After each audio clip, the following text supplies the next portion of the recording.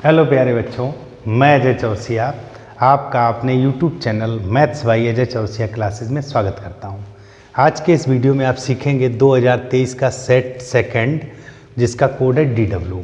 तो जैसा कि पिछले वीडियो में मैंने सबसे पहले लॉन्ग क्वेश्चन जो 6 नंबर वाले क्वेश्चन थे वह किए थे खंड बा में। तो खंड बा में जो क्वेश्चन नंबर 3, 4, 5 रहता है वह लॉन्ग क्वेश्चन रहता है 6 नंबर का। तो उसी का पहला क्वेश्चन ले रहे हैं। उसमें दिया हुआ एक त्रिभुज का एक कोण दूसरे त्रिभुज के एक कोण के बराबर है, यानी कि दो त्रिभुज हैं उनके कोण आपस में बराबर दिए हैं। इन कोणों के अंतर्गत करने वाली भुजाएं समानुपाती हों। तो जैसे आपने मान लो एक त्रिभुज है ABC। बहुत सिंपल से समझिएगा, एक त्रिभुज आपका ABC है। एक आपने मान लो एक त्रिभुज ले लिया DEF, ठीक है बेटा। और हमको क्या क्या दिया हुआ है, दिया है एक कोण बराबर है, तो कोण A बराबर कोण D तथा इनके अंतर्गत जो समान है वो समान भुजाएं जो हैं समानुपाती। तो जैसे बेटा ये भुजा और ये भुजा ये समझ, तो देखो बेटा AB over DE is equal AC over DF। यह दिया हुआ है, इसको समीकरण 1 मान लीजिएगा, ठीक है बेटा। हम क्या करते हैं, हमने मान लिया माना कि मुझे यही सिद्ध करना है, ये दिया है और सिद्ध क्या करना है यहाँ मैं लिख दे रहा हूँ, सिद्ध करना है कि जो त्रिभुज ABC है वह समरूप है त्रिभुज DEF के। ये हमको सिद्ध करना है, ठीक है बेटा। तो यहाँ देखिएगा, माना कि आप सबसे पहले इस त्रिभुज के बराबर इसमें एक त्रिभुज मान लीजिएगा। आपने जैसे यहाँ EF जी यहाँ GH ले लो, G और H।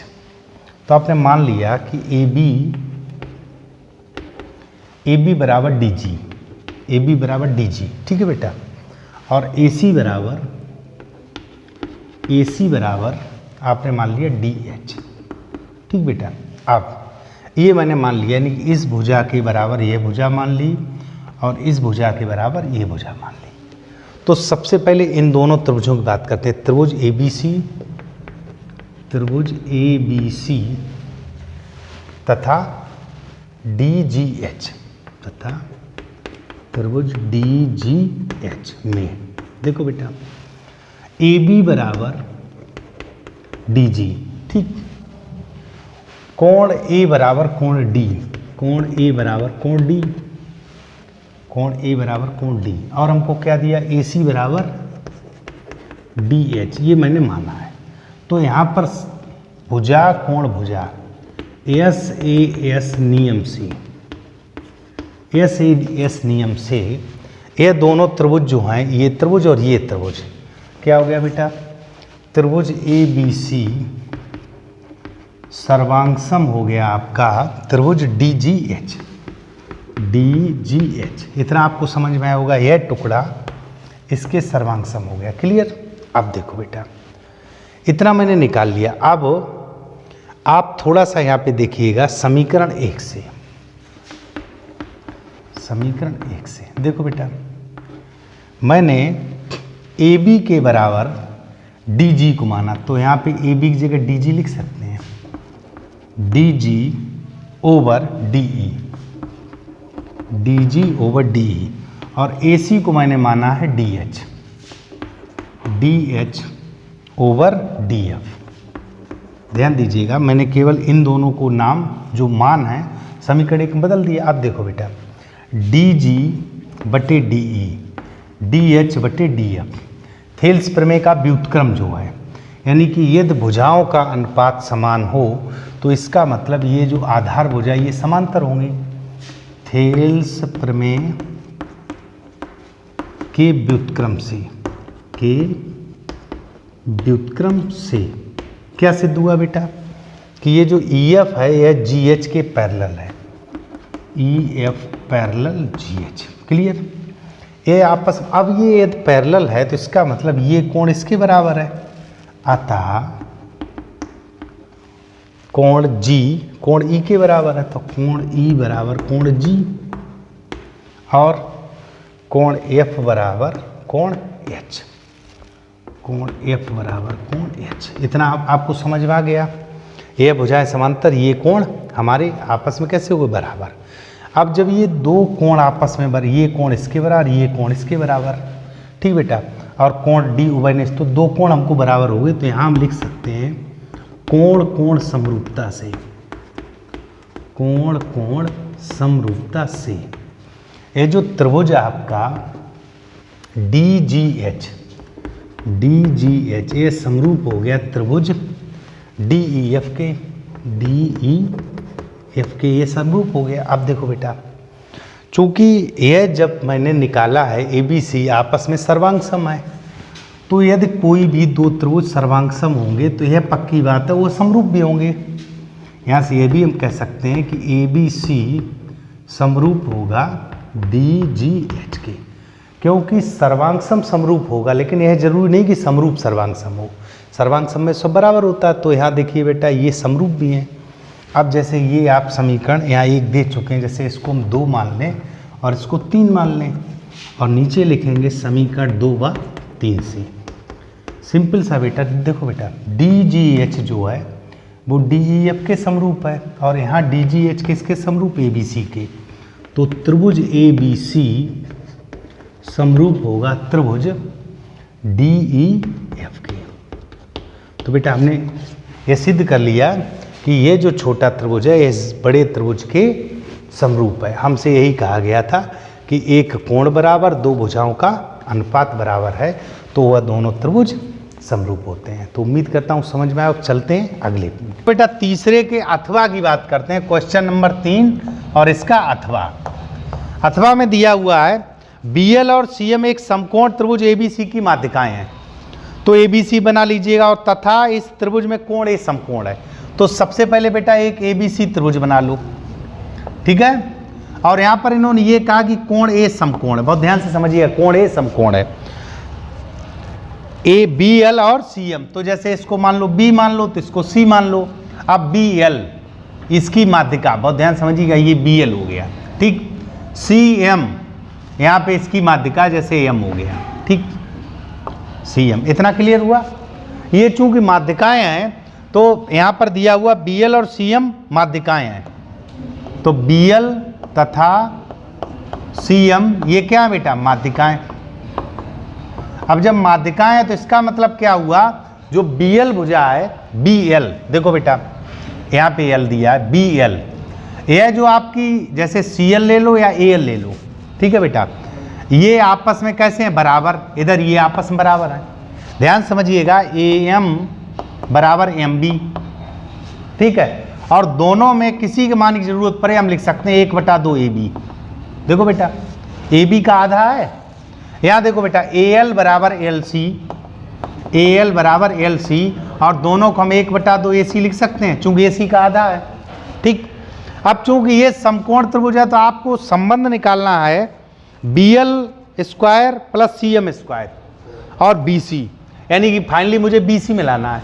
तो देखो सबसे पहली कंडीशन, चूंकि समकोण त्रिभुज है तो यहाँ से बेटा बी सी स्क्वायर इसका कर्ण है, बी सी स्क्वायर बराबर होगा ए बी स्क्वायर और प्लस ए सी स्क्वायर। इसको समीकरण 1 मान लो, क्लियर।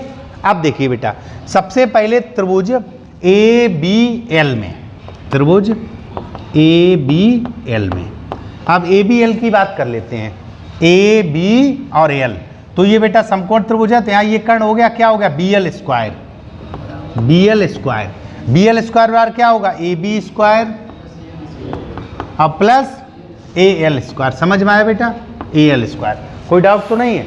अब देखो इसी बी एल स्क्वायर को हम लिख सकते हैं B L square A B square plus A L जो है मैंने अभी आपको लिख दिया 1/2 ए सी, तो ए एल स्क्वायर है तो 1/4 ए सी स्क्वायर हो गया, क्लियर। देखिए बेटा ए एल बराबर 1/2 ए सी, तो A L square 1/4 A C square हो गया। इसी प्रकार हम त्रिभुज करेंगे ए एम सी में, त्रिभुज ए एम सी में। अब देखो बेटा इसको समीकरण 2 भी मान लो, ठीक है। अब आप लिखोगे त्रिभुज ए एम सी में, ए एम सी की बात करें बेटा, ए एम सी की, तो सी एम स्क्वायर बराबर क्या आएगा, A M square plus A C square. AM square plus AC square. बहुत ध्यान से समझिएगा, AM को हम लिख सकते हैं AM बराबर 1/2 AB, तो AM स्क्वायर क्या होगा 1/4 AB स्क्वायर। समझ में आया? AB square plus AC square. कोई दिक्कत हो बताइए? समीकरण 3 मान लिया। अब आप समीकरण 2 और 3 को जोड़ दो, चूंकि मुझे लाना है BL स्क्वायर और CM स्क्वायर, तो समीकरण 2 + 3, 2 और 3 को मैंने जोड़ा तो इधर आ जाएगा BL स्क्वायर और plus CM square left hand side पे बराबर AB square plus 1/4 AC square, 1/4 AC square. समझ में आया बेटा? प्लस 1/4 AB स्क्वायर और प्लस AC स्क्वायर।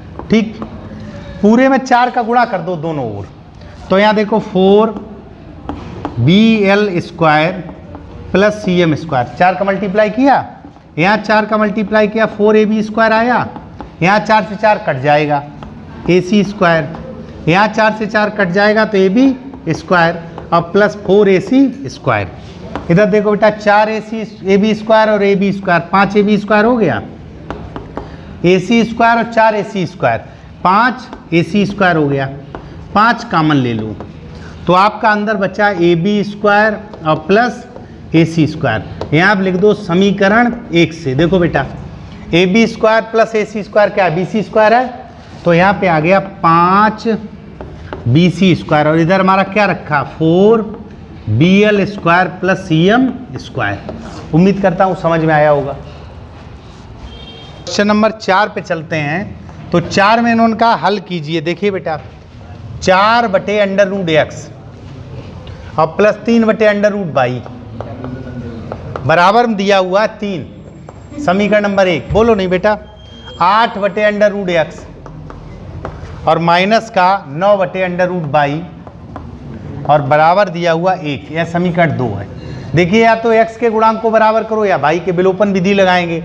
तो यहाँ देखो 3 है, वहाँ 9 है, तो आप लिखिएगा समीकरण 1 में 3 का गुणा करके, तभी तो यहाँ 9 होगा। यहाँ पे 9 रखा है बेटा।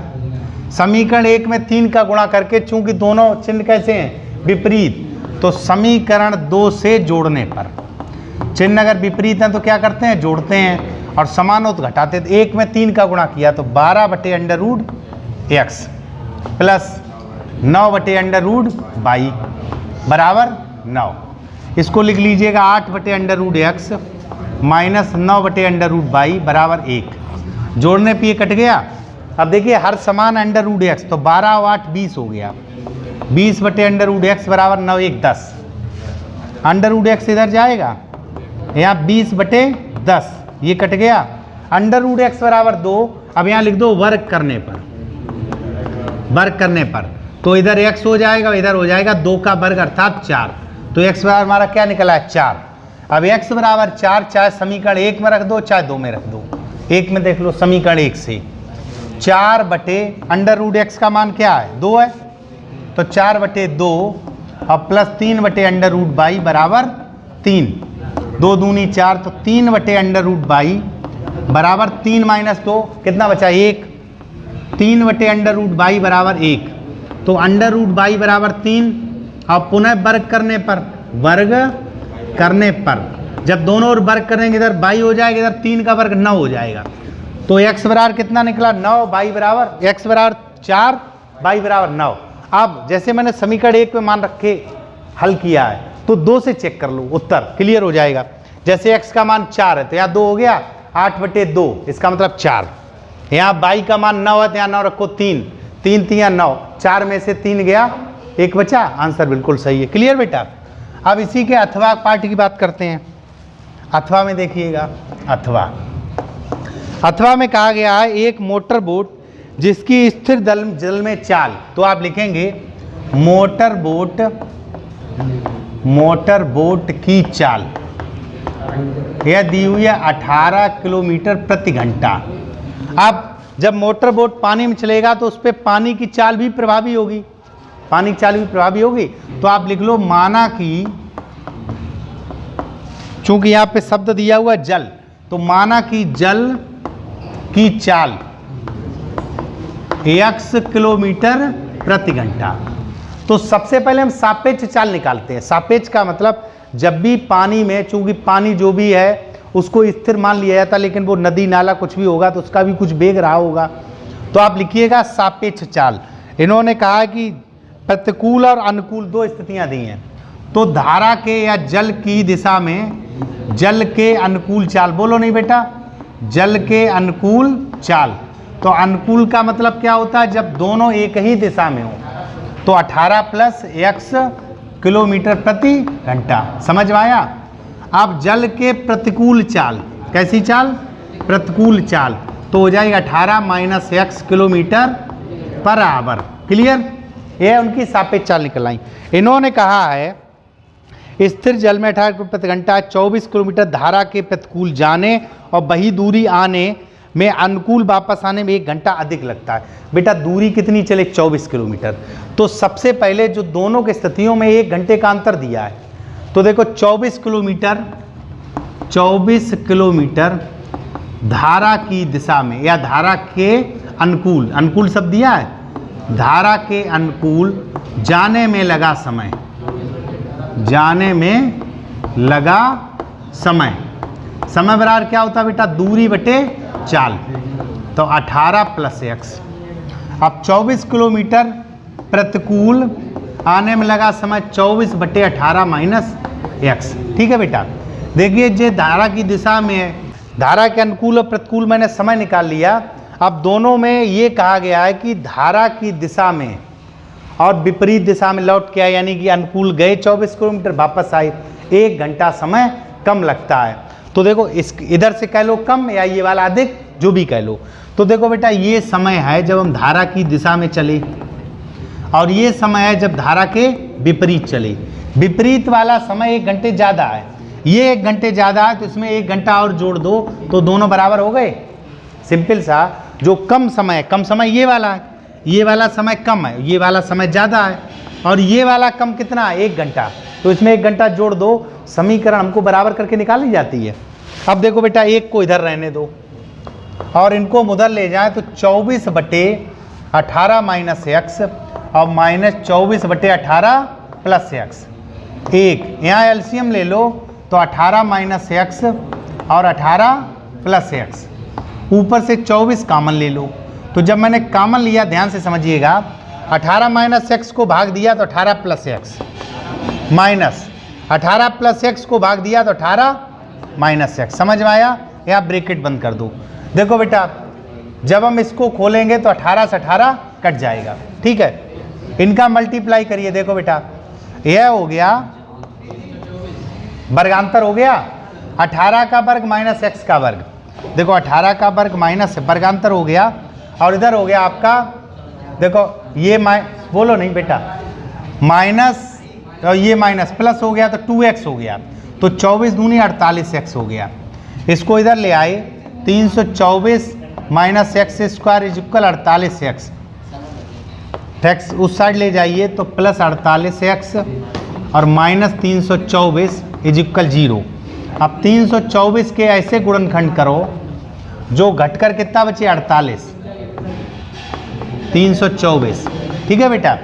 तो 324 देखो बेटा सिंपल सा, जैसे 324 है वो देखो करना क्या है, जैसे फैक्टर हमको करने क्या है, ये हमको पता 18 × 18 है, 2 × 6 = 18 और 2 × 6 = 18, यही तो फैक्टर हैं। इन्हीं में से मुझे इस तरह का कवर करना है कि जो घटकर 48 बचे। तो देखो बेटा 3 × 9 = 27 दूनी 54 और -6, तो 54 - 6 हो गया। तो देखिए x² + 54x - 6x - 324 = 0। दोनों में x कॉमन ले लो तो x + 54, -6 कॉमन ले लो तो x + 54 = 0। तो x + 54 दोनों से कॉमन आ गया, और यहाँ हो जाएगा x - 6 = 0। अब आप लिखोगे, यदि x + 54 से माइनस आएगा तो वह तो लेना नहीं है, तो आप लिखोगे x - 6 = 0, तो x = 6। अतः इन्होंने जल की चाल पूछी है। जो शब्द यहाँ पे बोला है वो ये कहा है कि धारा की चाल, तो आप लिखोगे अतः धारा की चाल, और चाल जो है वो आप लिखोगे 6 किलोमीटर प्रति घंटा। आंसर देखिए बेटा, अब लॉन्ग क्वेश्चन में क्वेश्चन नंबर 5 खंड बा, यहाँ पे दिया हुआ एक अर्धगोला और एक लंबवृत्तीय शंकु के समतल आधारों को जोड़कर एक ठोस निर्मित किया गया। अर्धगोला है और क्या है बेटा, लंबवृत्तीय शंकु। तो जैसे बेटा ये मान लो अर्धगोला इस तरह का है, ये अर्धगोला है, ठीक है बेटा, और इसको एक लंबवृत्तीय शंकु और दोनों पृष्ठों को मिलाकर ये बनाया गया इस तरह का। बहुत ध्यान समझिएगा बेटा, इस तरह का एक ठोस है। अब इन्होंने कहा है यदि इस प्रकार से बने ठोस का संपूर्ण आयतन, तो देखो बेटा संपूर्ण आयतन दिया हुआ है, संपूर्ण आयतन कितना है 45 पाई सेंटीमीटर क्यूब जो भी दिया है। अब शंकु की ऊंचाई 9 है, ये जो शंक्वाकार भाग है इसका ये 9 सेंटीमीटर ऊंचाई दी है, ठीक है बेटा। तो एच इक्वल कितना हो गया 9 सेंटीमीटर। अब यह त्रिज्या मान लें r, चूंकि हमको पता नहीं है। उभयनिष्ठ समतल का व्यास हमसे 2r पूछा गया, तो बेटा संपूर्ण आयतन क्या होगा, शंकु का आयतन, शंकु का आयतन होता है 1/3 पाई r स्क्वायर h, और h की जगह 9 लिख दो, क्लियर। प्लस अर्धगोले का आयतन 2/3 पाई r क्यूब और इक्वल 45 पाई। समझ में आया।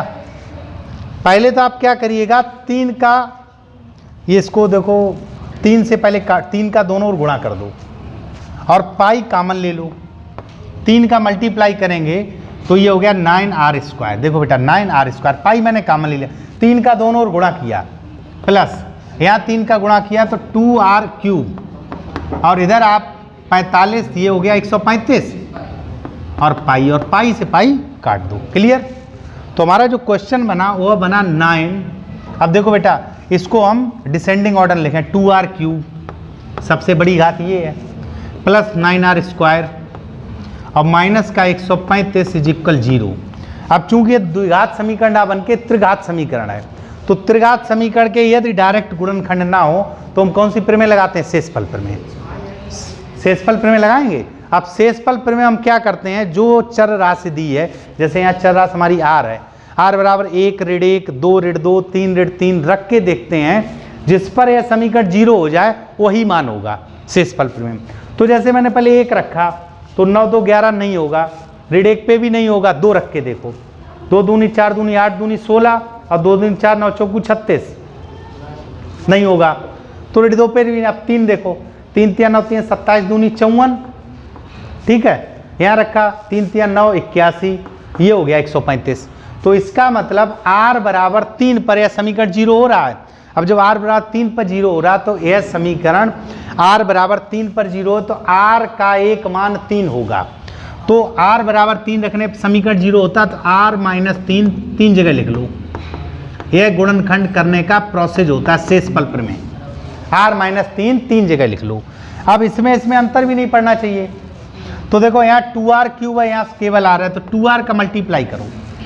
अब फैक्टर भी समझ लो कैसे करते हैं, 2r का मल्टीप्लाई किया 2r स्क्वायर का, तो 2r स्क्वायर का किया तो यहाँ आ जाएगा 2r क्यूब। बहुत ध्यान समझिएगा, क्या आ जाएगा 2r cube minus 6r square आ जाएगा, और मुझे r स्क्वायर चाहिए 9 प्लस के, आ गया माइनस का 9, तो प्लस के 15 हो, तो प्लस के 15r का यहाँ मल्टीप्लाई करो, प्लस के 15r का मल्टीप्लाई किया तो प्लस 15r स्क्वायर आया और माइनस 15 3 45r आया, और r यहाँ है नहीं तो माइनस का 45 आया तो प्लस के 45 का और मल्टीप्लाई कर दो, तो ये आ जाएगा प्लस के 45r और माइनस 135। अब चेक कर लो जरा, इसमें मैंने चेक किया, चूंकि लॉन्ग क्वेश्चन आपको करके दिखाना पड़ेगा। यहाँ पे आप लिख सकते हो शेषफल प्रमेय से। किससे बेटा, शेषफल प्रमेय से।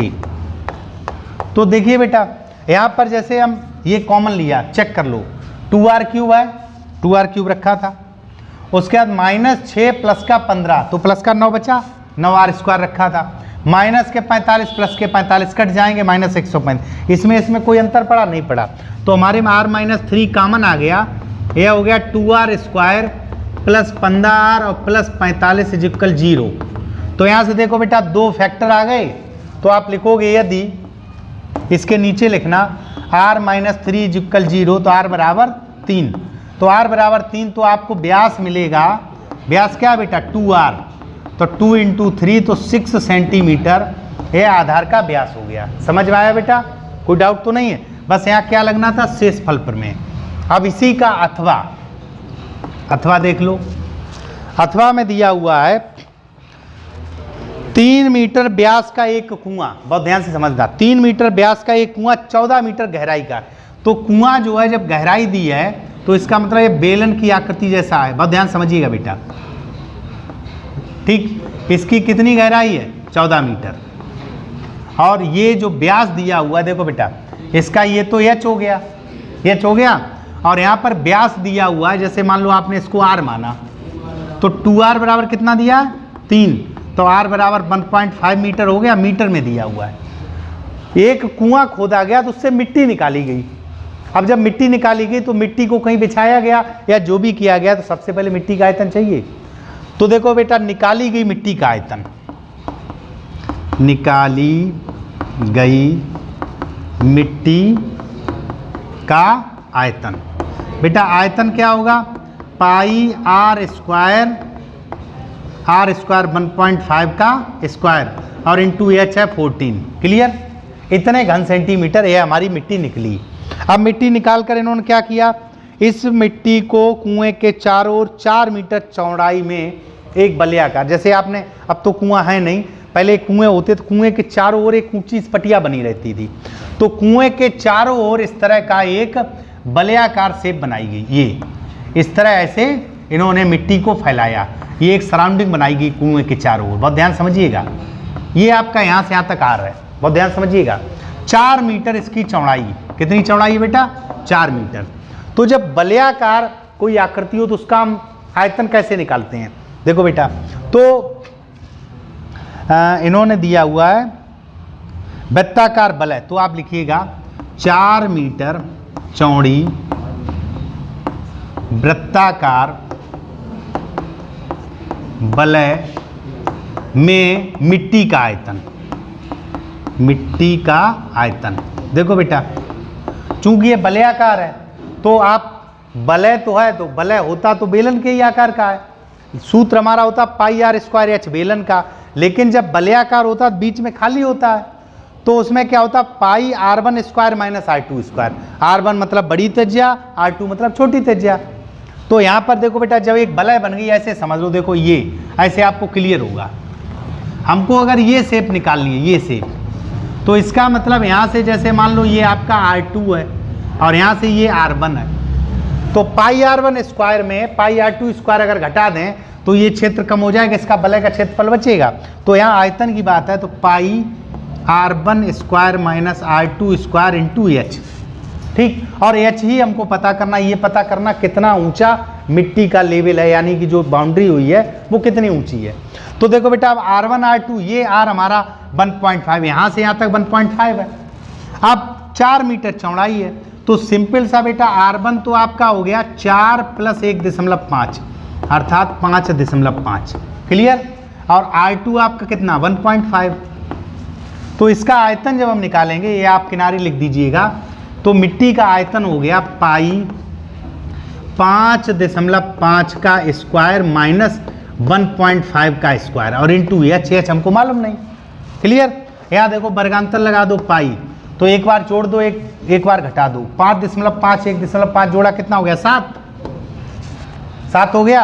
अब इसमें से इसको घटा दीजिएगा तो कितना बचा, 4 और इंटू h। क्लियर, इतने घन सेंटीमीटर। अब ध्यान देना, यह मैंने मिट्टी डाली है और यह उसके सराउंडिंग में मिट्टी का आयतन है। तो मिट्टी का आयतन, चूंकि यहाँ पर ये नहीं कहा गया कितना क्षेत्रफल, कितना आयतन बढ़ा है, जब बढ़ने का कोई जिक्र नहीं है तो सीधा सा जो मिट्टी आपने डाली है और जितनी पड़ी है, दोनों का आयतन कैसे होंगे, बराबर। मैंने यह मिट्टी डाली है, उस डाली हुई मिट्टी का आयतन है पाई 1.5 का स्क्वायर इंटू 14, और जो मैंने शेप बनाई है उसका आयतन हो गया पाई इंटू 7 × 4 और इंटू h। इतना समझ में आया। यहाँ देखो बेटा, पाई से पाई काट दो, 1.5 इंटू 1.5 इंटू 14 ओवर, ये बटे में आएगा 7 × 4 बराबर h। देखो बेटा, 7 दूनी 14, 2 दूनी 4, यह हो गया 2.25 बटे 2, भाग दे दो तो 2 एकन 2, 2 एकन 2, 2 दूनी 4, 2 पंचे 10, इतने मीटर। तो 1.125 मीटर वह जो बलयाकार आकृति होगी उस पर मिट्टी की ऊंचाई होगी। फिर समझिएगा, कुएं से मिट्टी निकाली तो कुआं हमारा कैसा है बेटा, बेलनाकार, तो बेलन का आयतन सूत्र लगा दिया पाई आर स्क्वायर एच। फिर मैंने उसी मिट्टी को उसी में बलयाकार यानी कि वृत्ताकार, वृत्ताकार बलय कब बोलते हैं, जब उसमें ऊंचाई और मेंशन हो जाती है। जब तक वृत्ताकार रहेगा वह क्षेत्रफल निकालेगा, जब उसकी ऊंचाई मेंशन हो जाएगी तो आयतन निकालेगा। तो हमने मान लिया वह मिट्टी बलय में, बलयाकार आकृति में कितनी हो गई, एच ऊंचाई। अब बलय का जो आयतन निकलेगा वह क्या निकलेगा, पाई r1 square minus r2 square. r1 का मान हमारा 5.5, कैसे, क्योंकि यहाँ तक बेटा 1.5 है, 4 मीटर चौड़ाई और बढ़ा दी तो कितना हो गया 5.5 और माइनस 1.5, यहाँ पे वर्गांतर लगा दिया, वर्गांतर मतलब जुड़ना और घटना। तो देखो 5.5 और 1.5 जोड़ा 7 हो गया, घटाया तो 4 हो गया। समझ में आया बेटा। दूसरे क्वेश्चन चलते हैं। तो दूसरे में आपको 5 पार्ट करने होते हैं, 6 दिए होते हैं। तो पहले इन्होंने कहा दर्शाइए कि एक धनात्मक विषम पूर्णांक, देखो बेटा 4q + 1 या 4q + 3 है, और जहाँ पर इन्होंने ये कहा है कि q एक पूर्णांक है, बेटा बोलो नहीं, q एक पूर्णांक है। अब ध्यान दीजिए, अगर q एक पूर्णांक है इसका मतलब q का मान क्या हो गया, 0 1 2 3 डॉट डॉट यही तो हो गया। अब यदि यह विषम पूर्णांक है तो उसको सेटिस्फाइड करेगा। तो q बराबर 0 पर, q बराबर 0 पर दोनों मान रखो। देखो एक है आपका 4q + 1, एक है 4q + 3, यही तो वैल्यू है। तो मैंने सबसे पहले q बराबर 0 रखा तो ये 1 आया, ये 3 आया। दोबारा हम q बराबर 1 रखें, 1 रखिएगा तो 4 एकन 4 और 1 5 हो गया, 4 और 3 7 हो गया। q बराबर 2 रख दें तो 2 पर यहाँ देखो 4 दूनी 8 1 9 हो गया, 4 दूनी 8 और 3 11 हो गया। अतः q के किसी मान पर 4q + 1, 4q + 1 या 4q + 3 एक क्या होगा बेटा, विषम पूर्णांक है। समझ में आया, विषम पूर्णांक है। देखिए these are all odd numbers, समझ में आया।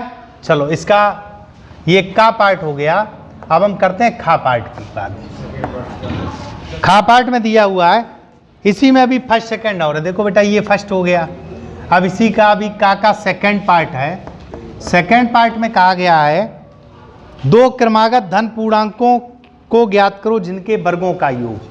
तो आप सबसे पहले जब भी क्रमागत धन पूर्णांक का माना कि 2 क्रमागत धन पूर्णांक, बता बेटा क्या मानेंगे, x तथा x + 1, ठीक है। इनके वर्गों का योग 61 है, वर्गों का योग। तो देखो इसका वर्ग करिएगा और दूसरे का वर्ग करिएगा और इसको लिख दीजिएगा 61, वर्गों का योग 61 है। तो देखो x² + +1 + 2x और -61 = 0। तो फाइनली 2x² + 2x - 60 = 0। 2 का भाग दे दो, x² + x - 30, 6 पंचे 30, 6 में से 5 गया 1, तो 6x प्लस का -5x - 30 = 0। x कामन ले लो तो x + 6 -5 कामन ले लो तो x + 6 = 0। x + 6 दोनों जगह से कामन है और x - 5 = 0। यहाँ से बेटा ऋणात्मक मान आएगा, चूँकि हमें धन पूर्णांक चाहिए तो आप लिखिएगा x, यदि x - 5 = 0 तो x बराबर 5। तो दो संख्याएं जो हैं वो हो गई 5 और 6, 5 तथा 6 चेक कर लो। 5 का वर्ग 25, 6 का वर्ग 36, 25 और 36 61। क्लियर। दूसरे के खा की बात करते हैं। दूसरे का खा, एक सीधा राजमार्ग एक मीनार के पाद तक जाता है। देखो बेटा ये राजमार्ग है और ये मीनार है, इसके पाद बिंदु तक जाता है, ये राजमार्ग हो गया। मीनार के शिखर पर खड़ा एक आदमी एक कार, देखो बेटा इसके शिखर पे एक आदमी खड़ा है, 30 अंश का अवनमन कोण। आप ध्यान दीजिएगा, सबसे पहले मुझे यह चेक करना क्या आदमी की लंबाई मेंशन है या नहीं है। यदि आदमी की लंबाई मेंशन है तो आपको यहाँ पर एक आदमी इस तरह दिखाना पड़ेगा ऊपर, लेकिन यहाँ इन्होंने ये कहा है खड़ा एक आदमी एक कार को 30 अंश का अवनमन कोण पर देखता है जो मीनार के पाद की एक ओर समान चाल से चल रही है और 6 सेकंड बाद कार का अवनमन कोण 60 डिग्री हो जाता है। इस बिंदु से मीनार तक पहुंचने में कार द्वारा लिया गया समय कितना होगा। इसका मतलब व्यक्ति की जो ऊंचाई है वह मेंशन नहीं है, यह मान लिया हुआ है छत पे है, छत से माना। ठीक बेटा, तो यहाँ से एक बिंदु कोई कार है यहाँ पर, उसका कोण 30 अंश है। क्लियर। 6 सेकंड बाद, कल आपने सवाल पूछा था वही सवाल है, 6 सेकंड में कोण हो जाता 60 अंश, तो उत्तर कितना आएगा 3 मिनट। मतलब 6 सेकंड है तो 3 सेकंड आएगा। ठीक है बेटा। आप जैसे मीनार की ऊंचाई आप h मान लो, इस तरह का सवाल जैसे ये आपका कार वाला दिया है, कभी नाव वाला दिया होता, आप मान लो यहाँ पर A है, यहाँ B है, ये C है, ये D है। ठीक है, तो सबसे पहले मुझे मानना है, माना कि कार की चाल, माना कि कार की चाल x मीटर प्रति सेकंड, चूंकि यूनिट सेकंड में दी है, मीटर प्रति सेकंड। तो देखो बेटा 6 सेकंड में चली दूरी से 6 सेकंड में चली दूरी तो 6x मीटर हो गई। तो यहाँ से यहाँ तक 6x हो गया, बहुत ध्यान समझिएगा, ये 6x हो गया। इसको मैं बाई मान लूँ, इसको मैं क्या मान लूँ, बाई।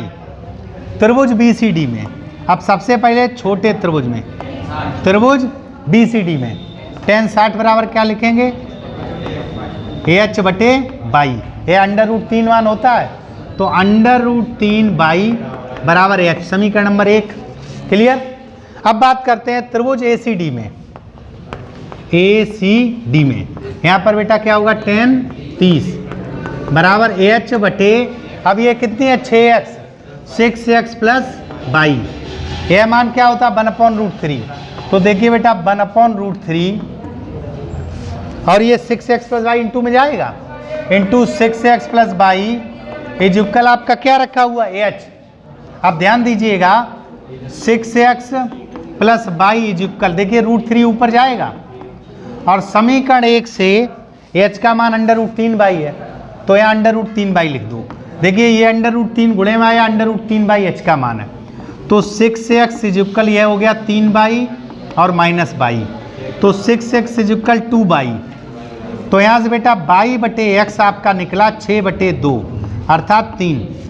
अब आप लिखोगे बिंदु B से C तक, या जो इन्होंने भाषा कही है कि इस बिंदु से मीनार के पाद तक पहुंचने में लगा समय, अतः मीनार के पाद तक पहुंचने में लगा समय, पहुंचने में लगा समय। समय बराबर क्या होता है बेटा, दूरी बटे चाल। यहाँ से यहाँ तक क्या है दूरी बाई और चाल क्या है x, तो बाई बटे x सेकेंड, और बाई बटे x मैंने मान कितना निकाला 3, तो आंसर हमारा क्या आ गया 3 सेकेंड आंसर। क्लियर। पार्ट की बात करते हैं दूसरे का गा में कहा गया बिंदुओं A और B को जोड़ने वाले रेखाखंड AB को 4 बराबर भागों में बांटना। बहुत ध्यान से समझना, जैसे बेटा एक AB एक रेखाखंड है, एक और B, यहाँ पर इन्होंने ये कहा है -2,2, ठीक बेटा, और इसका कोऑर्डिनेट दिया 2,8। इसको 4 बराबर भागों में बांटा गया है। तो जैसे एक यहाँ पे बीचों बीचों का एग्जैक्ट बीच यानी कि मध्य बिंदु, ठीक है, और एक इसका मध्य बिंदु होगा, एक इसका मध्य बिंदु होगा। तो इस क्वेश्चन को हम 2 प्रकार से हल कर सकते हैं। जैसे आप मान लो यहाँ पर आपका मध्य बिंदु P है और इधर Q है, इधर R है, इस तरह 3 बिंदु मान लिए, बहुत ध्यान समझना।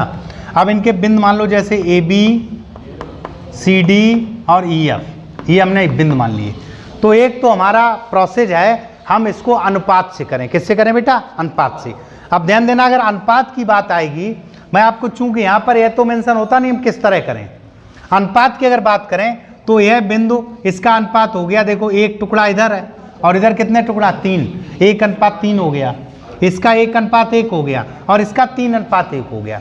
लेकिन हमारे पास दूसरा तरीका, चूंकि प्रत्येक मध्य बिंदु है, तो सबसे पहले बिंदु P की बात करें।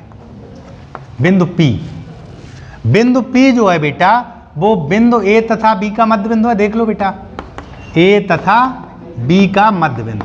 अब आपको क्या इस प्रोसेस से अनुपात वाला जो अंत विभाजन सूत्र है वो नहीं लगाना पड़ेगा। मध्य बिंदु क्या होता है? x1 प्लस x2 और बटे 2, y1 प्लस y2 बटे 2। तो आपका जो P बिंदु निकल आया वो निकल आया 0,5। देखो बेटा 0 हो गया, 8 2 10 5, P मैंने निकाल लिया। अब बात करते हैं बिंदु Q की। बिंदु Q, अब ध्यान देना, बिंदु जो Q है बेटा, बिंदु Q A और P का मध्य बिंदु है। बिंदु Q क्या है? बिंदु A तथा P का मध्य बिंदु। बहुत ध्यान समझना, इसमें क्या है कि हम अनुपात से बच गए। अगर 3 भाग करते तो अनुपात ही लगाना पड़ता। तो देखो A और P का मध्य बिंदु, तो देखो A का -2 प्लस 0 बटे 2, 2 प्लस 5 बटे 2। तो हमारा जो Q का निर्देशांक निकल आया यह हो गया -2 बटे 2 अर्थात -1 और 7 बटे 2 Q निकल आया। अब बात करते हैं बिंदु R। बिंदु R, तो देखो बेटा बिंदु R जो है वो क्या है? P और B का। बिंदु P तथा B का मध्य बिंदु, और मध्य बिंदु हम जानते हैं x1 प्लस x2 बटे 2, यही होता है बेटा। तो देखो P का मान हमारा क्या है? 0,5। तो 0 प्लस 2 और बटे 2, 5 प्लस 8 बटे 2। कोई डाउट? तो ये हो गया 1, ये हो गया 13 बटे 2। तो ये हमारा कौन सा निकला है? R। तो हमने तीनों बिंदु निकाल लिए।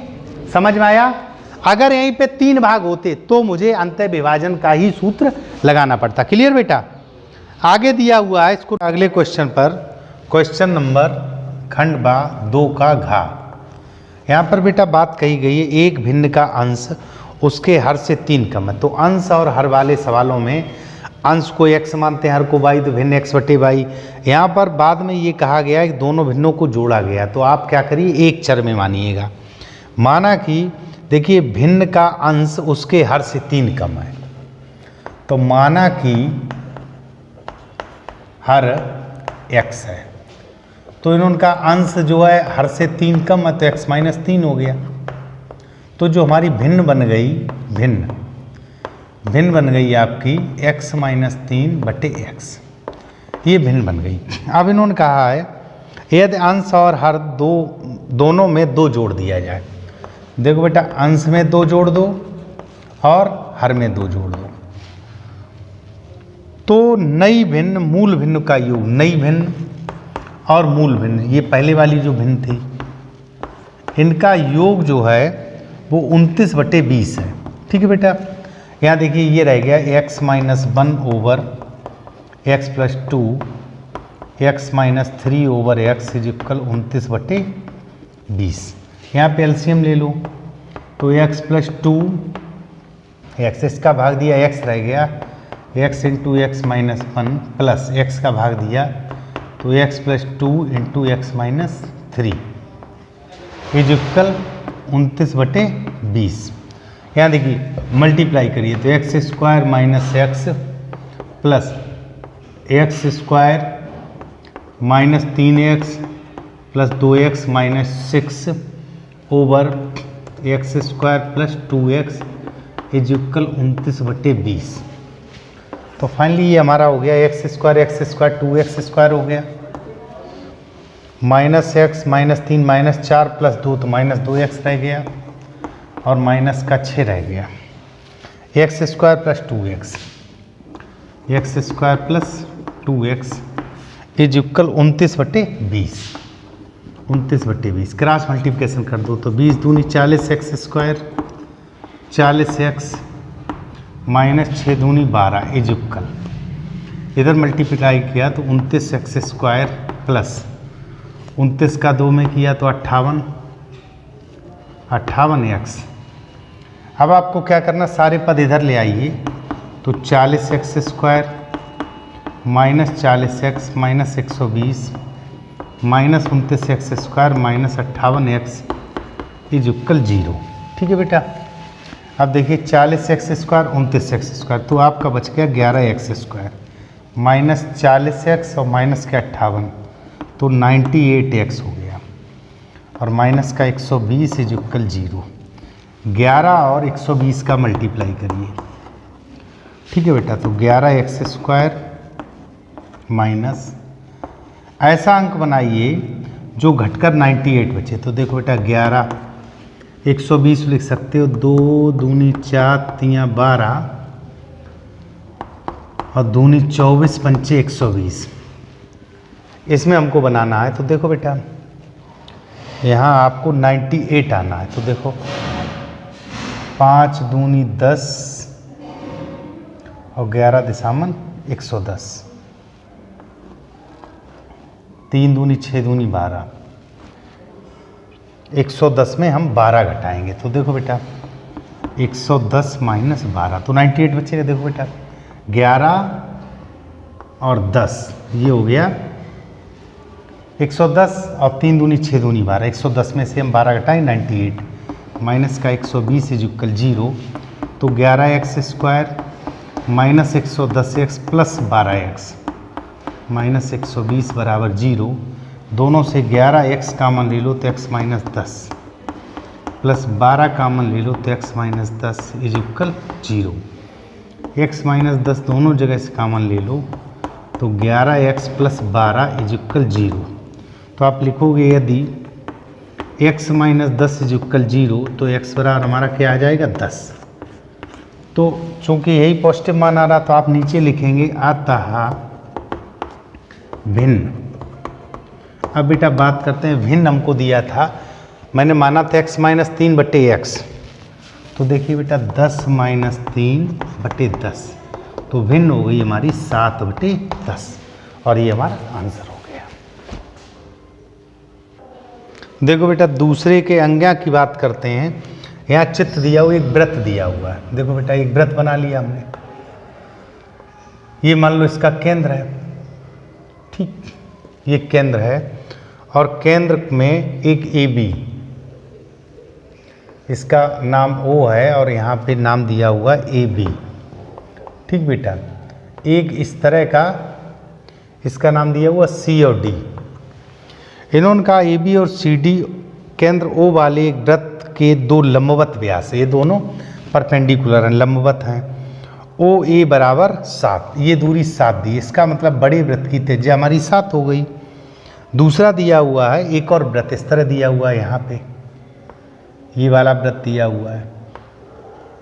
तो देखो बेटा बड़े, अब इन्होंने कहा कि लघु और दीर्घ वृत्तों के क्षेत्रफलों का अनुपात। तो देखो बेटा लघु वृत्त का व्यास, देखो बेटा ये जो टोटल दूरी है लघु वृत्त का व्यास हो गया, तो लघु वृत्त का व्यास हो गया 7, तो त्रिज्या हो गई इसकी 7 बटे 2 अर्थात 3.5 सेंटीमीटर।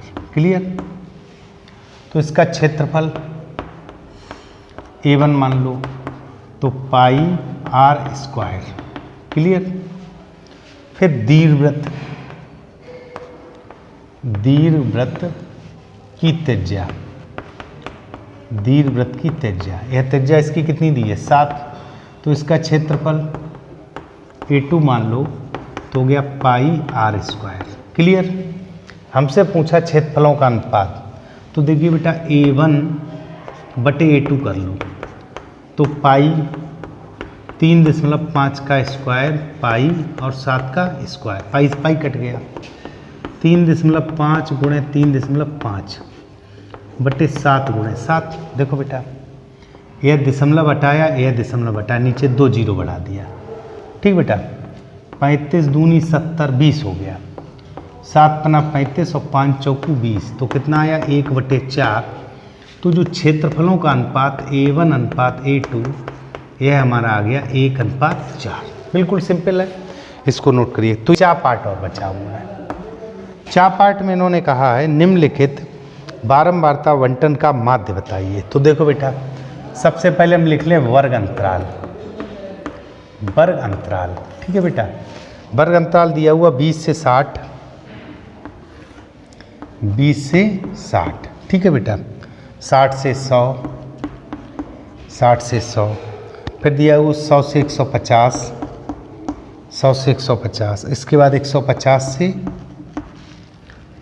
250, 150 से 250 और 250 से 350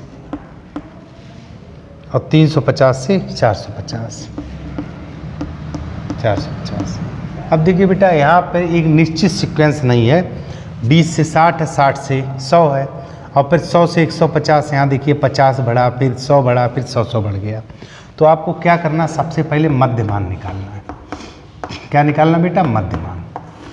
मध्यमान देखो बेटा, इन दोनों को जोड़ दीजिएगा, 80 इसका आधा हो गया 40, 160 80 हो गया, ये हो गया आपका 250 तो 125 हो गया, ये हो गया 250 और 150 400 तो 200 हो गया। इसको देखिए 3 2 5 600 तो ये 300 हो गया, इसको 4 3 7 800 हो गया, 800 का आधा 400 हो गया। क्लियर? अब हम बात करते हैं बारंबारता। बारंबारता जिसको हम एफ से डिनोट करते हैं, बारंबारता हमारे क्वेश्चन में दी हुई है 7 5 16, 7 5 16, 12 2 और 3। तो हम निकालेंगे x इंटू एफ। देखो बेटा 4 7 28 280 हो गया, 5 8 40, ये 400 हो गया, 16 5 80, 8 16 दूनी 32 8 40, 4 16 1 16 4 20, यह 2000 हो गया, 12 दूनी 24, ये 2400 हो गया, 3 दूनी 6 है 600 हो गया, उसके बाद 4 3 12, ये 1200 हो गया।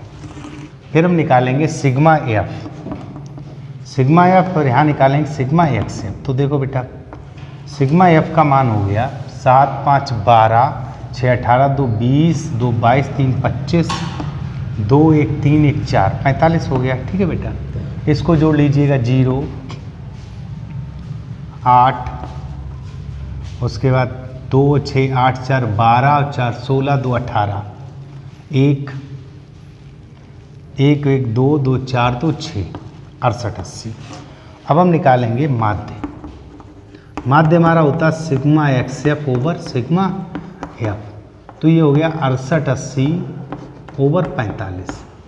देखो बेटा सीधा सा ऐसे भाग दे लीजिएगा, 68 80 और 45, 45 सेकंड 45, 3 बच गया, 2 बच गया, 8 उतारा लिया, लगभग 5 बार जाना चाहिए। तो देखो 5 पंचे 25 और 20 2 22, यहाँ बच गया 3, यहाँ बच गया 1। अब मैंने उतारा लिया इसका, तो देखो 45 3 2 बार जाएगा, 45 दूनी 90, बच गया 40, दशमलव लगा दो, 0 बढ़ा दो। देखो बेटा यह आपने 8 बार भाग दिया, तो 8 5 40, 8 चौको 32, 4 36, फिर आपका 40 बच गया, फिर 8 बार जाएगा। तो आप इसको लिख सकते हो 152.88, तो लगभग 8 9 कर दीजिएगा, इतना आपका माध्य आ गया। नोट कर लीजिए बेटा। अगले क्वेश्चन पर खंड बा का पहला क्वेश्चन, जिसमें लिखा होता है कि सभी खंड करने हैं। तो पहले का द्विघात समीकरण, द्विघात समीकरण दिया हुआ है 4x²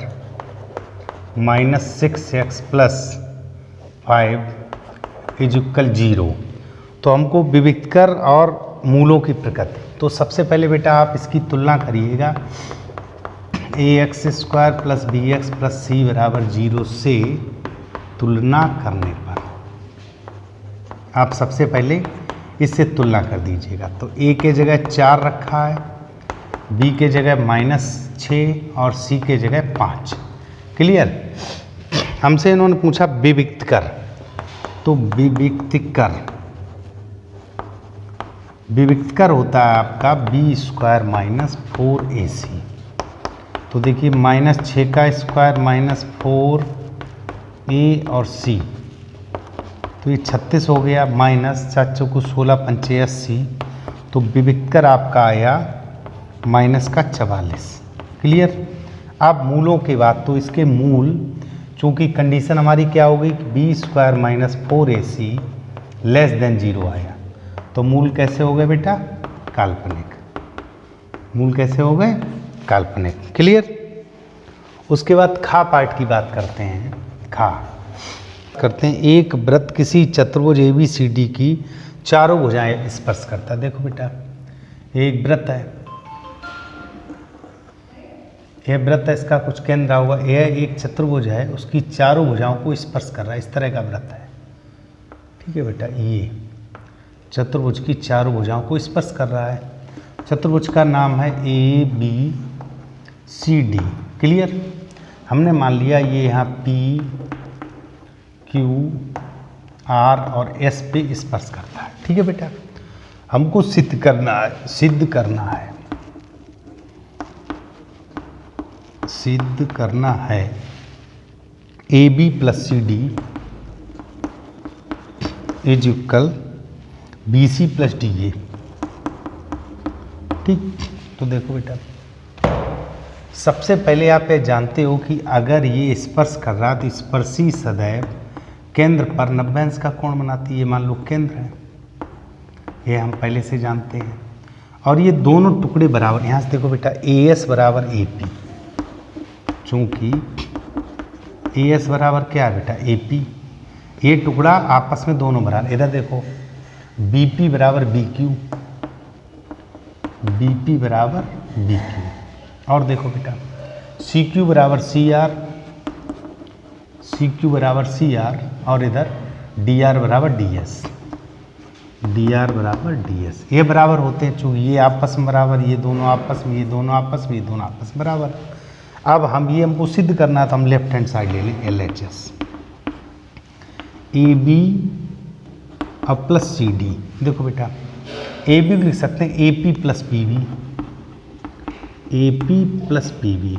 ठीक है, CD को लिख सकते हैं CR + DR, CR + DR। अब देखो बेटा, ये मुझे इनमें कन्वर्ट करना, तो देखो AP को लिख सकते हैं AS, AP की जगह AS लिख दो, प्लस PB को लिख सकते हैं BQ, ये मैंने यहाँ देखिए ये दिखा रखा है। उसके बाद CR देख लो, CR को CQ और DR को DS।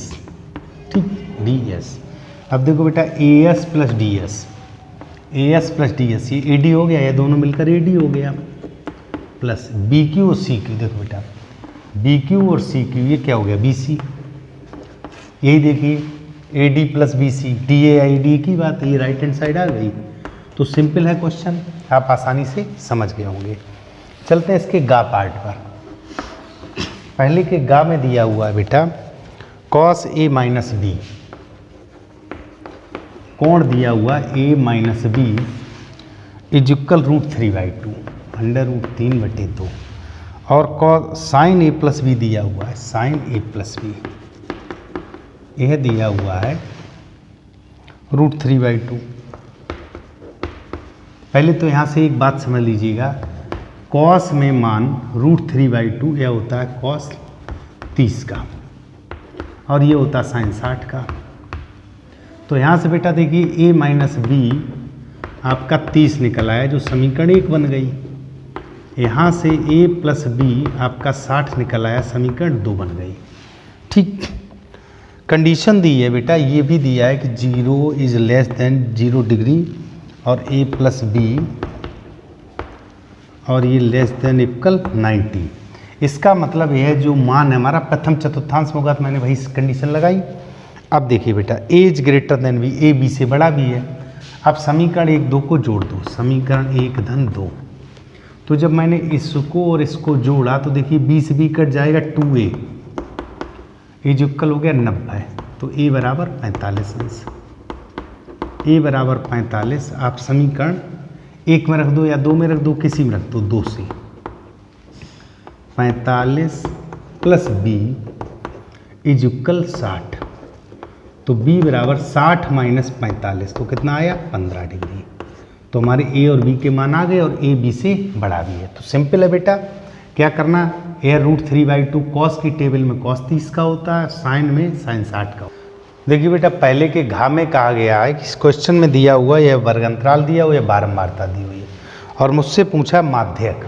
माध्यक का मतलब माध्यिका पूछी है, तो यहाँ आप लिखोगे संचयी बारंबारता, संचयी बारंबारता, इसको CF कहते हैं। देखो बेटा 2 2 3 5 5 और 8 13 13 और 6 19 19 और 6 25 25 और 3 28, 28 से 2 30, 30 हो गया। तो ये जो सिग्मा एफ आया ये आपका 30 आया, इसी को हम एन कहते हैं। तो सबसे पहले हम निकालते हैं n/2, तो 30/2 अर्थात 15। 15 के आगे देखिए आपका यह वाला अवयव है, 15 के आगे कौन सा अवयव है? 19। तो ये आप टेबल ले लीजिएगा। तो देखिए माध्यक बराबर L plus n/2 minus F over n/2 minus C F over F और इंटू एच, ये हमारा फार्मूला हो गया। तो देखिए बेटा L इसकी लोएस्ट सीमा 55 है, 55 प्लस n/2 हमारा कितना आया? 15। सी एफ हमारा ये होता है इसमें संचयी बारंबारता इससे पहले वाला 13, और एफ जो इसकी बारंबारता कितनी है? 6, और इंटू एच होता है इनका अंतर 40, 45, 50, तो 5 का अंतर है, तो आप इंटू में 5 लिख लीजिएगा। तो देखो बेटा 55 प्लस यहाँ बचा 2/6, यानी कि देखो ऐसे लिख दो 2 और बटे 6, 2 3 6, 55 प्लस 3 1 3, 3 6 18, 3 6 18, तो 56.6 लगातार आएगा, तो 6 7 भी लिख सकते हैं। सिंपल है बेटा। अगले पार्ट में इन्होंने कहा है 2 अंकों की संख्या। अब देखो बेटा संख्या वाले सवालों में यदि आपको ध्यान होगा सवाल नंबर आ गया, माना कि जब भी संख्या के सवाल आए तो आपको मानना है, माना कि दहाई का अंक x, दहाई का अंक x और इकाई का अंक y, तो हमारी संख्या क्या होगी बेटा? 10x प्लस y, ये हमारी संख्या हो गई। उनका 2 अंकों की संख्या के अंकों का योग 9 है, तो x प्लस y इक्वल 9, जो समीकरण 1 बन गया। इस संख्या का 9 गुना, तो देखो बेटा संख्या जो है 10x प्लस y, इसका 9 गुना, 9 का मल्टीप्लाई कर दो। संख्या के अंक पलटने पर बनी संख्या का 2 गुना, अंक पलट दो तो 10y प्लस x, इसका 2 गुना, इसका 2 गुना है, इसका मतलब ये बराबर है। तो यहाँ देखो बेटा संख्या पूछी है, यह हो गया 90x प्लस 9y, यह हो गया 20y और प्लस 2x। देखो बेटा इधर लाए तो 88x बच गया, बराबर, ध्यान देना ये 2x इधर लाए 88x, 9y उधर जाएंगे तो यहाँ 11y, तो 8x बराबर y, ये समीकरण 2 हो गया, यहाँ पे रख दीजिएगा। तो देखिए बेटा x प्लस 8x यहाँ लिख दो, समीकरण 1 बार 2 से, तो मैंने क्या किया यहाँ y पे रख दिया इक्वल 9, तो 9x इक्वल 9, तो x बराबर 1 आया, और जब x बराबर 1 है तो y बराबर हो गया 8 × 1 अर्थात 8। अब बात करते हैं संख्या की, तो हमारी संख्या क्या होगी बेटा? संख्या होगी 10x प्लस y, तो 18। अब चेक कर लो बेटा कि हमारा उत्तर सही है। 18 का 9 गुना, देखिए बेटा संख्या हमारी कितनी है? इस 18 का 9 गुना 162 हो गया। अब संख्या पलट दो तो 81 हो गया, उसका 2 गुना, तो 162, 81 का दूना भी 162 हो गया। तो बेटा पहले के 4 क्वेश्चन में हमसे ये कहा गया इसका बहुलक निकालो। देखो बेटा यह तो क्वेश्चन में दिया होता है, बस उसमें ऐसे दिया, मैंने इस तरह लिख लिया। तो आप देखिएगा इसमें सबसे ज़्यादा बारंबारता 20 की है, तो ये वाली आपकी टेबल बन गई। ठीक, तो ये इससे पहले हो गया F0, ये हो गया F1, ये हो गया F2। क्लियर। अब बात करते हैं बहुलक, चूँकि हमसे क्या पूछा है? बहुलक। L का मतलब 40 प्लस, यहाँ पहले सूत्र लिख दें बेटा, L plus F1 minus F0 2F1 minus F2 और F0 और इनटू में H। ठीक है, तो देखिए L हो गया हमारा 40, यहाँ पे लिखेंगे F1 माइनस F0, तो 20 माइनस 12, यहाँ लिखेंगे 2F1, तो 2 गुणे 20 माइनस F0 और F2 12 और 11, तो 11 और 12। ठीक बेटा, और इनटू में H, एच देख लीजिएगा 10 का डिफरेंस है, तो देखो 40 प्लस ये आपका बच गया 8, तो अंश में हो गया 80। यहाँ देखो 20 दूनी 40 और ये हो गया 11 12 23, तो कितना बचा 17 बच गया। ठीक है बेटा, 40 और माइनस 23, तो 17 बच गया। देखो बेटा 40, 17 चौकू 68। ठीक है बेटा, इतना छोड़ दीजिएगा 44.7।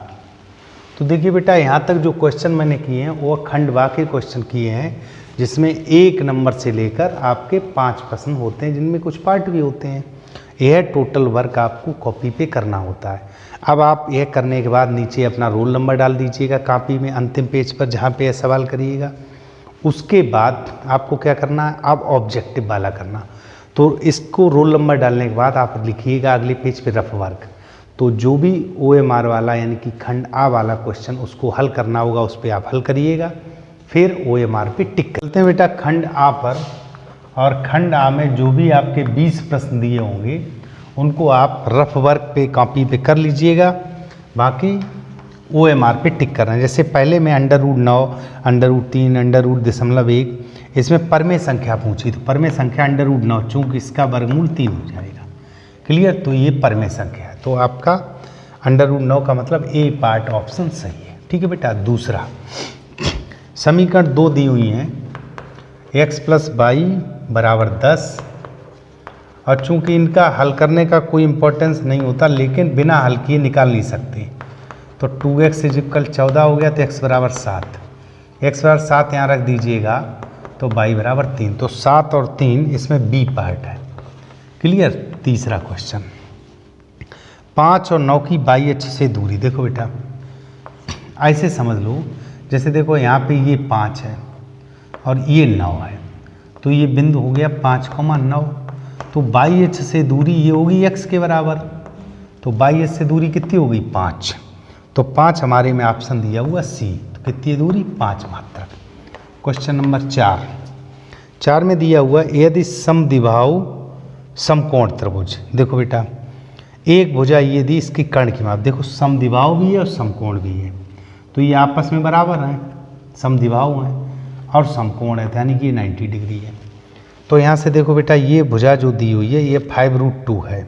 कर्ण पूछा है, जैसे कर्ण को थोड़ी देर के लिए आप x मान लो, तो यहाँ देखो बेटा x² = a² + a², यानी कि 2a², और a का मान दिया हुआ है 5√2, यहाँ रख दो, तो x² = 2 × a², 5 × 5 दूनी 50, तो कितना हो गया 100, तो x बराबर कितना आ गया 10, तो यहाँ पर 10 ए पार्ट में दिया वो 10 सेंटीमीटर। क्लियर।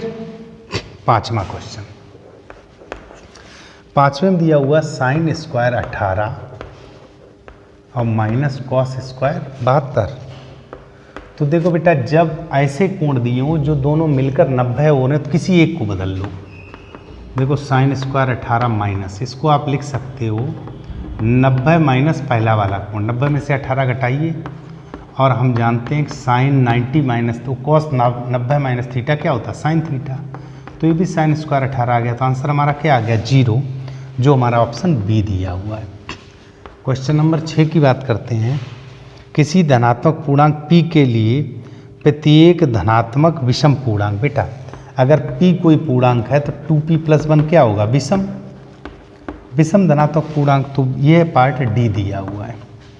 क्वेश्चन नंबर 7, संख्या का माध्य x है। देखो बेटा 7, 8, x 11 और 14, इसका माध्य भी x है, का माध्य x है। तो देखो बेटा x बराबर क्या होता है, पदों को जोड़ दो, तो 7, 8, 15 और 11 26, 26 4 30 हो गया 40 + x, योगफल बटे उनकी संख्या 1 2 3 4 5, तो इसको देखो 5x = 40 + x, तो आपका बचेगा 4x = 40, तो x का मान 10 आ गया, और 10 हमारे पार्ट में दिया हुआ बी, 10 हमारे किस में दिया हुआ बी पार्ट। ठीक है बेटा, बहुत सिंपल है और यह कॉपी पे केवल आपको सॉल्व करना है, बाकी OMR पे करना है। ठीक है बेटा। 8वें क्वेश्चन में द्विघात समीकरण देखो बेटा, ax² + bx + c = 0 अगर द्विघात समीकरण है और इसके मूल समान है, मूल क्या है? समान, तो हमेशा विविक्तर जो है वो 0 होता है। विविक्तर क्या होता है? 0 0। तो c का मान देखो बेटा, यहाँ से b² = 4ac हो गया, तो c = b² / 4a, और जो हमारे ऑप्शन में डी पार्ट है, कौन सा पार्ट है? डी। 9वें की बात करते हैं। 9वें में बेटा एक इस तरह चित्र दिया हुआ है, तो सीधा सा आप समझिएगा, यहाँ पे आप थोड़ा सा चित्र बना लें तो आपको स्पष्ट समझ में आ जाएगी। ये रेखा बेटा इसके पैरेलल है, और यहाँ पर जैसे दिया हुआ ए, ये डी है, ये बी है, और यहाँ पर दिया हुआ ई, और यहाँ दिया हुआ सी। तो देखिए बेटा, हमसे मान पूछा एक्स का, तो देखो बेटा यहाँ से सीधा आपका हो जाएगा AD/DB = AE/EC। अब सारे मान रख दो, यह हो गया x + 3 ओवर यह हो गया 3x + 19, 3x + 19, ये दिया x और ये दिया 3x + 4, 3x + 4। ठीक बेटा। अब इसको आप हल करेंगे तो देखो, हल अगर अब चूँकि ऑब्जेक्टिव है, बेटर विकल्प ये कि हम इसमें जैसे पहला ऑप्शन 4 दिया हो, 4 3 7 और 10 4 3 12, इसको 4 रख के देख लो।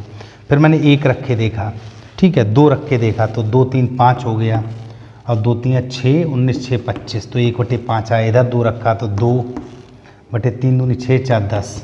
ठीक है बेटा। तो देखो 2 5, ये भी 1/5, तो x बराबर कितना हो गया? 2। चूँकि यहाँ हल नहीं करना, अगर हम बेटा हल करेंगे तो समीकरण बड़ा बनेगा, द्विघात समीकरण बनेगा। तो बेटर विकल्प क्या है बेटा? हम गुणा कर लें या डायरेक्ट ऑप्शन का मान रख लें। ठीक है बेटा। 10वां दिया हुआ है, 10वें में उन्होंने कहा 1 से 10 तक धनात्मक सम संख्याओं का समांतर मान। देखो बेटा, सम संख्याओं का 2 + 4 + 6 + 8 + 10, 1 से 10 तक, तो 10 8 18 6 24 4 28 2 30 बटे 1 2 3 4 5। तो जो माध्य आ गया, बात करते हैं किसकी? माध्य की। माध्य कितना है? 6। क्लियर। और 6 हमारा ऑप्शन डी दिया हुआ है। क्लियर। 11वें क्वेश्चन की बात करते हैं। 11वें क्वेश्चन 156 के अभाज्य गुणनखंड। तो देखो बेटा 156 के ऐसे देखो, 2 7 14 2 8 16 2 3 6 2 9 18 3 और 13। क्लियर बेटा। अब ये 2 2 बार है, तो आप हो गया 2 पे घात 2 × 3 × 13। तो ये अभाज्य गुणनखंड आपका हो गया बी पार्ट। कौन सा पार्ट हो गया? B part. क्वेश्चन नंबर 12 की बात कर लेते हैं। 12 में यदि एक वर्गीकृत आंकड़े का माध्य और बहुलक, देखो बेटा आप जानते हो बहुलक बराबर होता है, बहुलक बराबर 3 माध्यिका और -2 माध्य, ये हमारा सूत्र होता है। अब जो चीज़ें दी हैं, माध्य दिया 24, तो यहाँ हो गया 48। क्लियर। माध्यिका हमको पता नहीं, बहुलक दिया 12, तो यहाँ हो गया 12 बराबर 3 और मीडियन, तो इसको इधर लाए बेटा, तो कितना हो गया 60 बराबर 3 और मीडियन, तो मीडियन हमारा कितना हो गया 20, यानी माध्यिका हमारी कितनी हो गई 20, जो हमारे बी पार्ट में दी हुई। 13 पे तो इसमें भी ये कहा गया है 2x और +3y इक्वल दिया हुआ 5। दूसरा समीकरण 4x और +ky बराबर 10। उनका अपरिमित हल हो, तो देखो बेटा जब अपरिमित हल होते हैं तो ये सारे गुणांक कैसे होते हैं? बराबर 3/k। तो देखिए इधर आपका हो जाएगा 2 दूनी 4 और k बराबर 6, तो k बराबर कितना निकल आया? 6। ये तीनों बराबर होते हैं 5/10। ठीक है बेटा। अपरिमित हल पे तो आपका डी पार्ट निकल आया। क्वेश्चन नंबर 14 में दिया हुआ है त्रिभुज ABC और BD दो समबाहु त्रिभुज हैं। तो देखो बेटा एक ABC बना लो, ABC, और दूसरा है BDE, ABC ABC, ठीक है बेटा। और दूसरा है BDE, भुजा BC का मध्य बिंदु, ये D है, ठीक है बेटा। D मध्य बिंदु है। त्रिभुज ABDE, देखो ABC तथा BDE एक ऐसे त्रिभुज है समबाहु।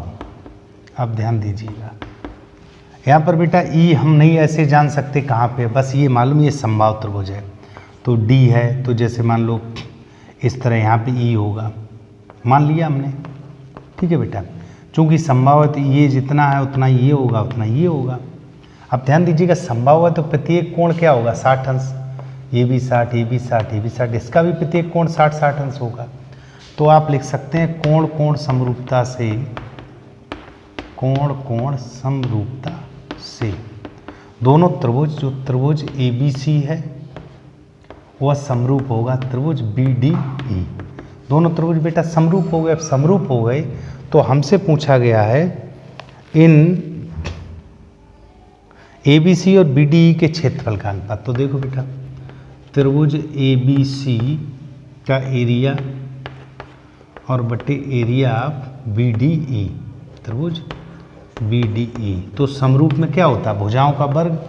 तो देखो बेटा ABC का आप कोई भुजा ले लो, जैसे मैंने AB ले ली, कोई भुजा ले लो, जैसे BC ले लो, तो BC का वर्ग और यहाँ हो जाएगा BD का वर्ग। क्लियर, BC का वर्ग, BD को लिख सकते हो आप 1/2 और BC का वर्ग, अर्थात BC वर्ग और 1/4 BC वर्ग।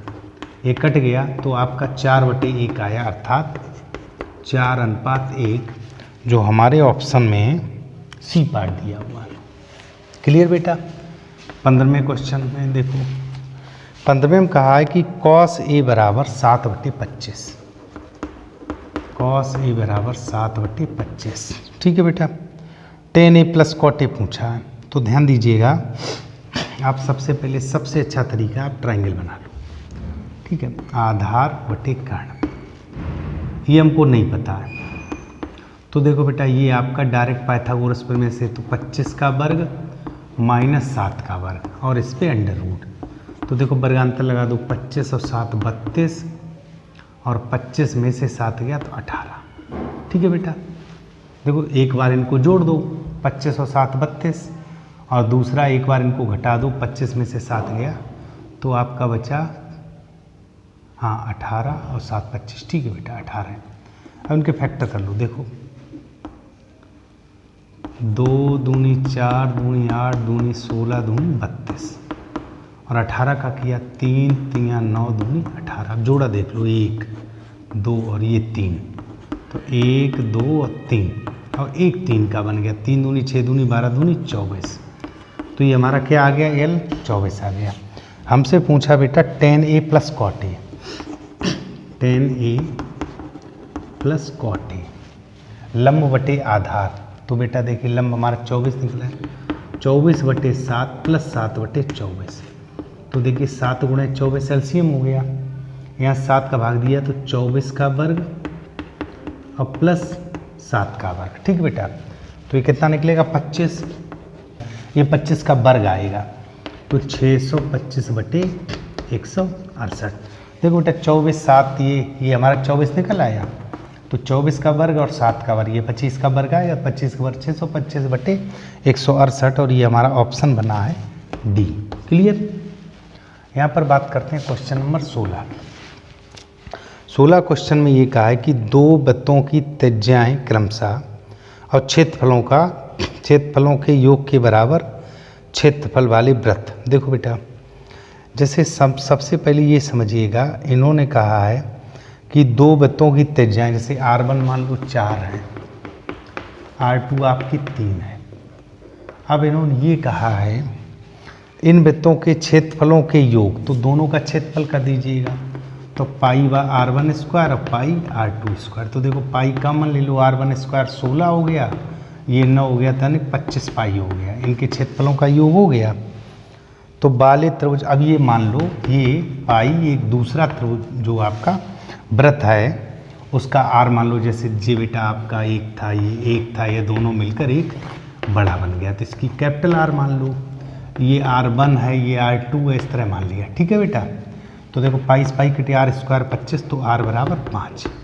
तो उसकी इन्होंने क्या पूछी, उस वृत्त की त्रिज्या 5 सेंटीमीटर ए पार्ट में दिया हो। ठीक बेटा, 70वें क्वेश्चन पे चलते हैं।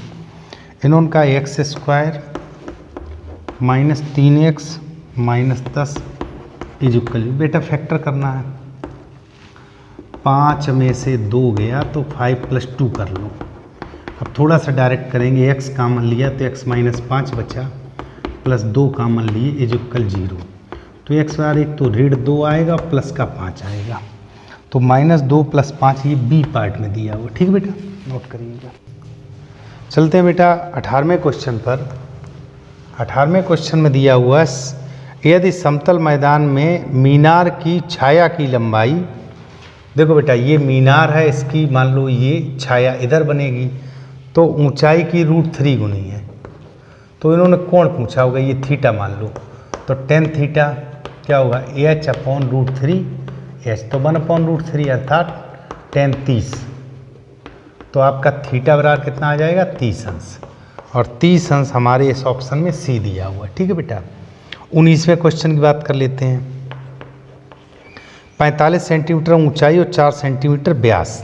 देखो बेटा, एक धात्विक ठोस बेलन को पिघलाया गया, 6 सेंटीमीटर व्यास के ठोस गोलों की कितनी संख्या बनी, मान लो n संख्या बनी। तो देखो पिघलाया जो गया उसका आयतन हो गया पाई r², 4 सेंटीमीटर व्यास है तो 2, और h हमारा दिया 45।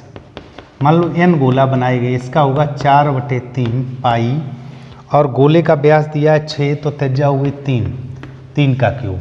तो देखो बेटा सबसे पहले पाई से पाई काट लो, मुझको n निकालना है। तो देखो 2 × 2 × 45, और ये एक 3 काट दो तो 3 का स्क्वायर रह गया, बटे में आएगा 3 × 3 और × 4 इज इक्वल n। तो देखो बेटा 3 × 3 = 9 × 45 और 2 दूनी 4, तो n बराबर 5। तो कितने गोले बनेंगे, 5, और ये ऑप्शन हमारा बी सही है। देखो बेटा ये चीज़ पिघलाई गई, ये चीज़ बनाई गई, कितनी बनाई गई n, तो जो चीज़ पिघलाई जाए, जो बनाई जाए, तो उनके आयतन कैसे कर देते हैं, बराबर। 20वें क्वेश्चन की बात करते हैं। इन्होंने कहा कि ABC एक समबाहु त्रिभुज, समबाहु त्रिभुज बना लो बेटा, AB और C समबाहु त्रिभुज है।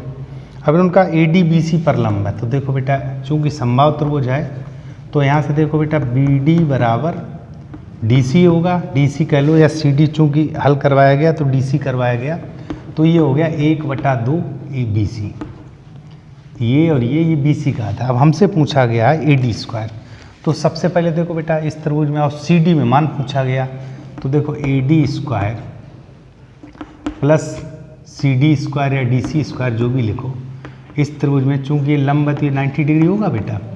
तो यहाँ से ध्यान दीजिएगा, AD² plus DC² is equal AC²।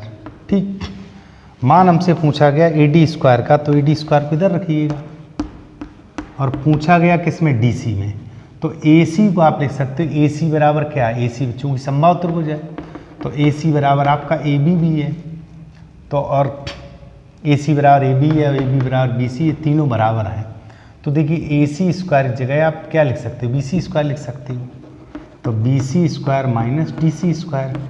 अब BC² को हम लिख सकते हैं 4 CD² या DC² जो भी लिखना चाहो, माइनस DC²। तो फाइनली कितना हो गया, 3 DC², और ये हमारा ऑप्शन में ए पार्ट है। तो डियर स्टूडेंट्स, मैं उम्मीद करता हूँ आपको यह पेपर्स जो 2023 का सेट 2 है DW, यह आपको बहुत अच्छे से समझ में आया होगा। और पीछे भी मैंने 2024 के सारे सेट कर दिए हैं, अब हम 2023 के कर रहे हैं, फिर और भी करेंगे, मॉडल भी देंगे। आप प्रतिदिन हमारे वीडियो को देखते रहिए, लाइक करिए, कमेंट करिए, शेयर करिए। मिलते हैं अगले वीडियो में नए जोश के साथ, तब तक के लिए